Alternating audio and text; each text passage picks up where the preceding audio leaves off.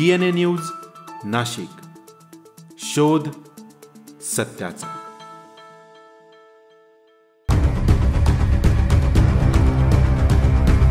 दिंडोरीत हिंदू संघटनेचं ठिय्या आंदोलन आमदार देवयानी फरांदे यांनी घेतला पुढाकार। पालखेड बंधारा सर्वे नंबर 326 अतिक्रमणासाठी आंदोलन। ठिय्या आंदोलन अर्धा तास चाललं। जिल्हा परिषदेने सकारात्मक कारवाईची हमी दिली। दिंडोरी तालुक्यातील पालखेड बंधारा सर्वे क्रमांक 326 येथील अतिक्रमण काढण्यासाठी आज सकल हिंदू समाजाच्या नेतृत्वाखाली ठिय्या आंदोलन करण्यात आलं। हे आंदोलन आमदार देवयानी फरांदे यांच्या नेतृत्वाखाली दिंडोरी येथील छत्रपती शिवाजी महाराज चौक मध्ये जवळपास अर्धा तास चाललं। आमदार फरांदे यांनी सांगितलं की या जागेवर सरकारचा 20 लाख रुपये निधी घेऊन कब्रस्तान बांधण्यात आलं, परंतु मूळ नियोजनानुसार ही जागा कब्रस्तानासाठी देण्यात आली होती। ग्रामस्थांनी 2 वर्षापासून गटविकास अधिकाऱ्यांकडे व शासनाकडे पाठपुरावा केला, परंतु कोणती पद्धतशीर कारवाई झाली नाही। ठिय्या आंदोलनादरम्यान आमदार फरांदे यांनी जिल्हा परिषदेचे मुख्य कार्यकारी अधिकारी ओमकार पवार यांच्याकडे तक्रार केली। ओमकार पवार यांनी पेठच्या गटविकास अधिकाऱ्यांकडे चौकशी करण्याचे आदेश दिले असून अहवाल प्राप्त झाल्यानंतर दोषींवर सिव्हिल ऍक्टनुसार कारवाई करण्याचं आश्वासन दिलं। या आंदोलनात तहसीलदार मुकेश कांबळे, गटविकास अधिकारी भास्कर रेंगडे, ग्रामविकास अधिकारी आणि भूमी अभिलेख अधिकारी गायकवाड यांसह अनेक अधिकारी उपस्थित होते। रस्त्याच्या दोन्ही बाजूनी वाहनांच्या 2-3 किलोमीटर पर्यंत रांगा लागल्या होत्या, तर पोलिसांनी चोख बंदोबस्त ठेवलेला होता। आज दिंडोरी तालुक्यामध्ये मौजे पालखेड येथे गेल्या अनेक दिवसांपासून सर्वे नंबर 326 वरती अतिक्रमण होतं।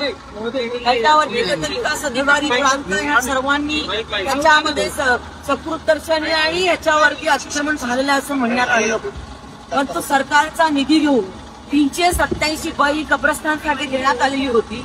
त्या ठिकाणी खरं कब्रस्तान बांधायला पाहिजे होतं, परंतु 387 ब वरती कब्रस्तान न बांधता सर्वे नंबर 326 वर 20 लाख रुपये शासनाचे खर्च म्हणून त्याच्यावरती कब्रस्तान बांधण्याचं काम करण्यात आलं।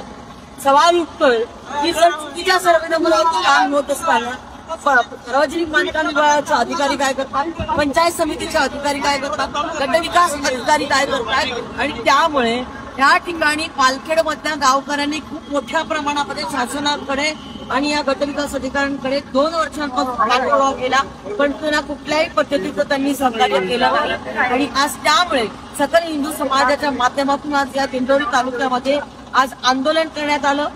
मुजोर अधिकारी जे आहेत त्या विषयाच्या बाबतीमध्ये कुठल्याही पद्धतीने सहकार्य करायला तयार नव्हतं। जवळपास हे आंदोलन अर्धा पाऊण तास चाललं। शेवटी मला जिल्हा परिषदेच्या सीओंशी बोलायला लागलं आणि जिल्हा परिषदेच्या सीओनी सांगितलं की आम्ही तातडीने या अधिकाऱ्यांना बाजूला सारून पेठच्या गटविकास अधिकाऱ्यांकडनं तातडीने आज चौकशी करून आम्ही तातडीने सकारात्मक त्याच्यावरती कारवाई करू, आणि त्याच्यामुळे आता आम्ही हे आंदोलन जे आहे आता आपण अधिकाऱ्यांच्या निलंबनाच्या भूमिकेवर आणि जे कोणी अधिकारी याच्यामध्ये दोषी आहेत त्यांच्यावरती देखील मी सीओंशी बोलले आणि त्यांनी सांगितलं, आश्वस्त केलेलं आहे की याच्यामध्ये जे अधिकारी दोषी आहेत त्यांनी हे समोर दिसत असताना त्याच्यावरती काम केलेलं नाहीये, कारवाई केली नाहीये, अशा सर्व अधिकाऱ्यांवरती सिव्हिल ऍक्टच्या अनुसार त्याच्यावरती कारवाई करतात। Bureau report DNA news Nashik.